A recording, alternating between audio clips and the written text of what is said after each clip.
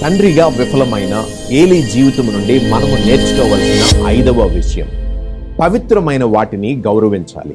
మొదటి సమూయేలు గ్రంథం 2వ అధ్యాయము 17వ వచనంలో బైబుల్ ఇలా చెబుతుంది, అందువలన జనులు యెహోవాకు నైవేద్యము చేయుటయందు అసహ్యపడుటకు ఆ యవ్వనులు కారణమైరి గనుక వారి పాపము యెహోవా సన్నిధిని బహు గొప్పదాయను.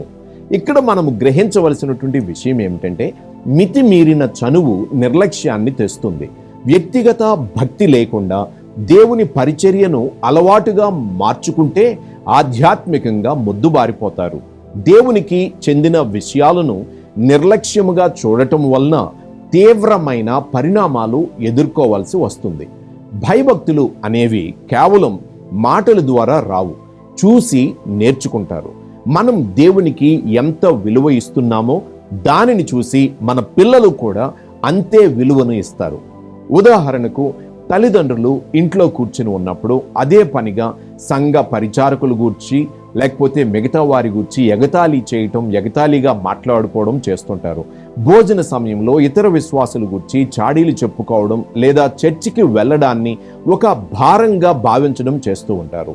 పిల్లలు ఇది చూసి దేవుడంటే, పరిచర్య అంటే ఒక ఆటలా భావిస్తారు. వారు పెద్దయ్యాక చర్చికి మరియు చర్చికి సంబంధించినటువంటి విషయాలకు కూడా పూర్తిగా దూరం అవుతారు.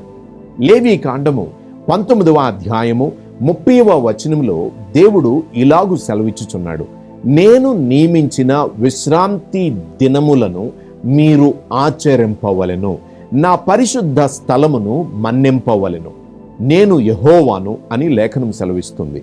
పరిచర్యలో, నాయకత్వంలో ఉన్నప్పుడు మరియు మన వ్యక్తిగత ఆధ్యాత్మిక జీవితంలో దేవుని పట్ల ఉన్నతమైన యథార్థతను కాపాడుకోవాలి. మన హృదయాల్లో దైవత్వానికి, దేవుని యొక్క వాక్యానికి అపారమైన గౌరవాన్ని ఇచ్చి ఆ గౌరవంతో కూడినటువంటి భక్తి జీవితాన్ని కలిగి ఉన్నప్పుడు దానిని మన యొక్క పిల్లలు గ్రహించి ఆ భక్తి విశ్వాసాలలో వారును కూడా కొనసాగుతారు.